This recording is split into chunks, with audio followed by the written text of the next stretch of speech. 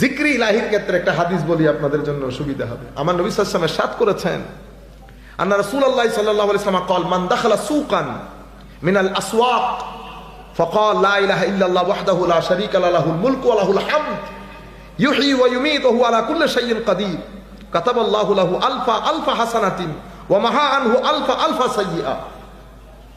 এই জন্য আমার নবী ইরশাদ করেছেন, পৃথিবীর সবচেয়ে খারাপ জায়গা বাজার। আমি আগে চিন্তা করতাম বাজার খারাপ জায়গা হবে কেন, ওখানে তো একটা দেশের অর্থনীতি সচল থাকে। পরে দেখলাম আমার নবী আসলে অর্থনীতির দৃষ্টিকোণ থেকে বলেন নাই, আমার নবী সুহবতের দৃষ্টিকোণ থেকে বলেছেন। বাজারের মধ্যে 70 ধরনের মানুষ থাকে,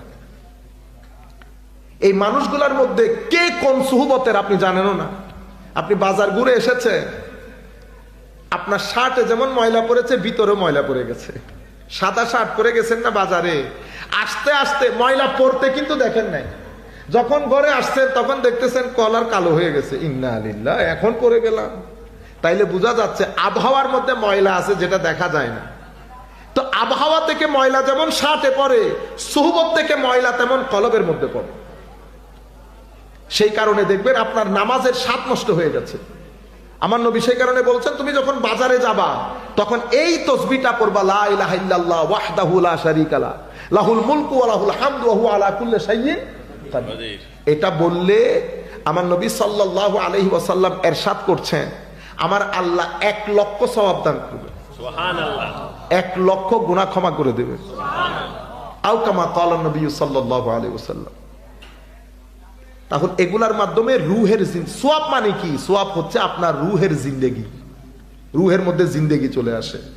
এরপরে 5 নম্বরের মধ্যে খেদমতে খালক, মানুষের জন্য কাজ করা, মানুষের জন্য কাজ করা, মানুষকে সহযোগিতা করা, রূহকে যে কিভাবে জিন্দেগি দেয় আপনি কল্পনাও করতে পারবেন না।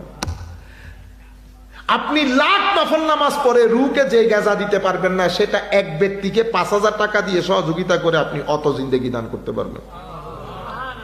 মানুষের জন্য কাজ করাকে আমাদের ধর্মের মধ্যে আজীব এক স্থান দান করা হয়েছে। এই জন্য দেখবেন সুফিয়ায়ে কেরাম, ওদের দরবারে ওনারা জিন্দা থাকতেও, ওনারা দুনিয়া থেকে চলে গেলেও মানুষকে খাওয়ানো, গরিবকে সহযোগিতা করা, এটা সুফিয়ায়ে কেরামের ধর্ম, এটা নবীদের ধর্ম। আমার নবীদের কাছে, আমার নবীর কাছে কোনো কিছু আসার আগে নবী দিয়ে দিতেন, আল্লাহর ওলিরাও পকেটে আসার আগে দিয়ে দেন।